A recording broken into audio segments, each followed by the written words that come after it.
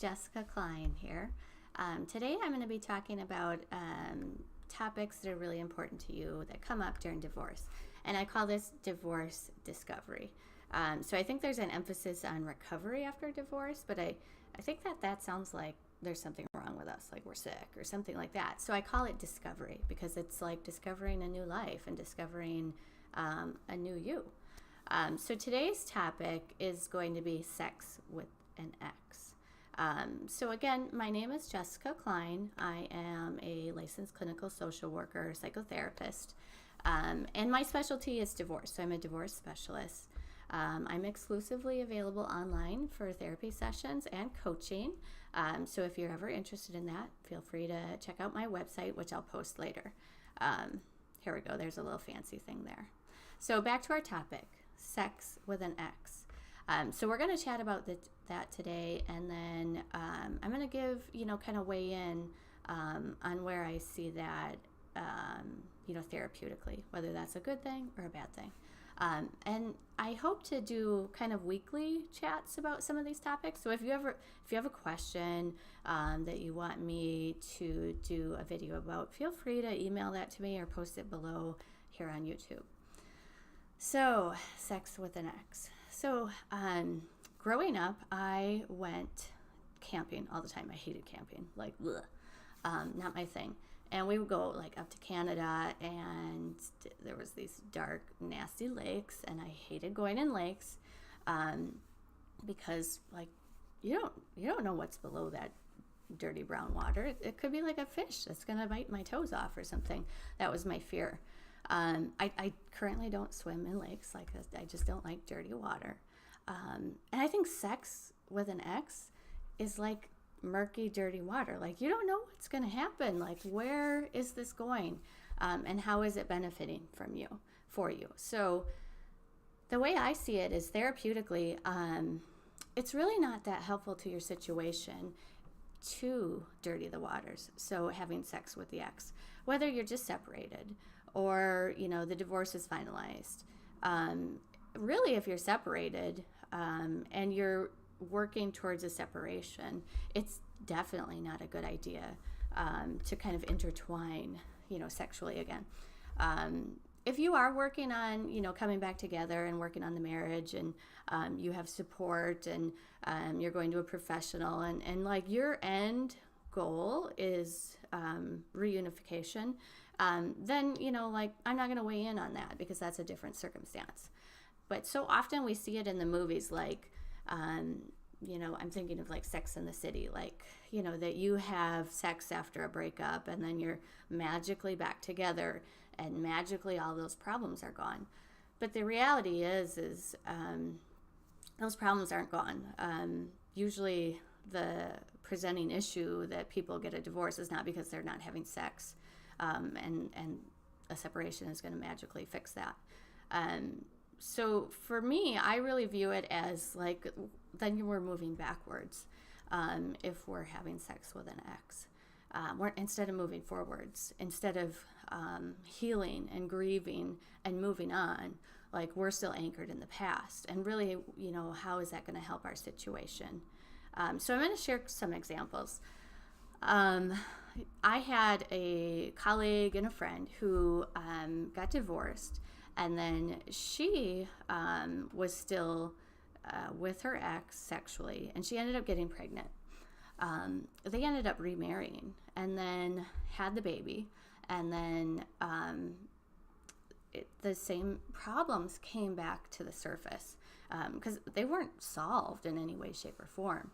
And then, they ended up getting divorced again. So then she's remarried and very happily to a different person, not the same man again.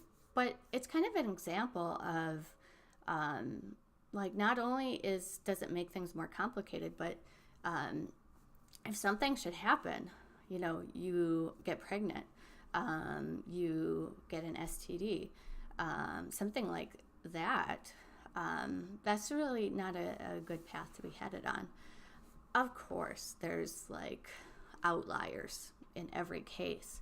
So, of course, there are these exceptions to the rule. But, honestly, those are rather rare. So, don't think of it like, hey, I'm the exception to this rule.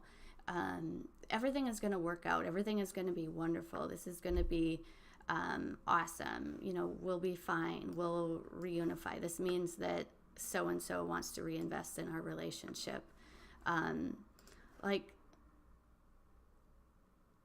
a person, means what they say and they mean what they do. So, if they're divorcing you, then, listen to that. Not the fact that they, want to spend the night with you. Listen to the fact that they are going through a legal process to end the marriage, to end the relationship.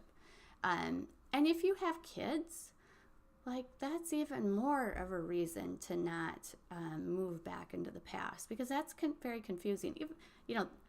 They may not know that this happened, but, they can certainly sense the change in the dynamic. And the dynamic is going to change no matter what. So, of course, there's reasons that someone wants to have sex with an ex. Like, we don't have to go out and date and find someone new and have them see our naked bodies again, and trust someone else. It's so easy. It's so reliable. It's familiar. And sometimes we just need to have our intimacy needs met. But, hey, let's find a better way. Let's find a way that's going to help you, not move you back.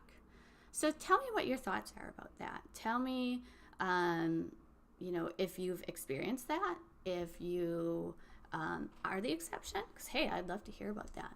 And tell me, like, a lot of people end up, being intimate with their ex, and then in the moment it feels really good, and then afterwards there's a ton of guilt.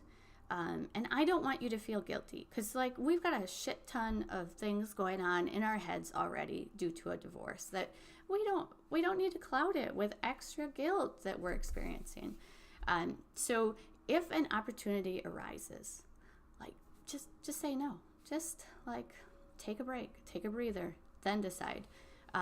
So think about it way in ahead of time, because oftentimes these experiences happen spontaneously, and we're not really thinking about it, and everything is feels so familiar that we just kind of end up falling into that. So start to think about that ahead of time, like, if this happened, what do I want? What do I want to do? How do I want to experience this?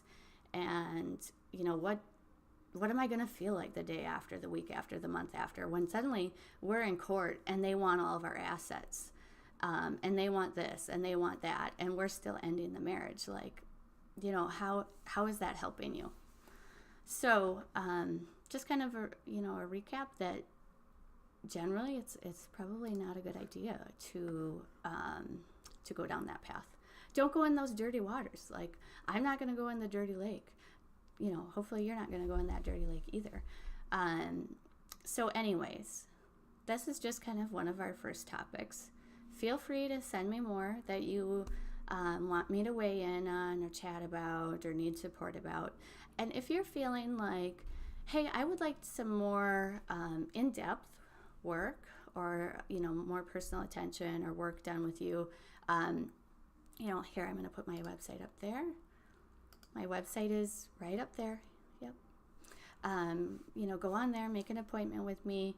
I'm opening up a group in about a month, so that's really helpful for women and men that are experiencing divorce and need that support.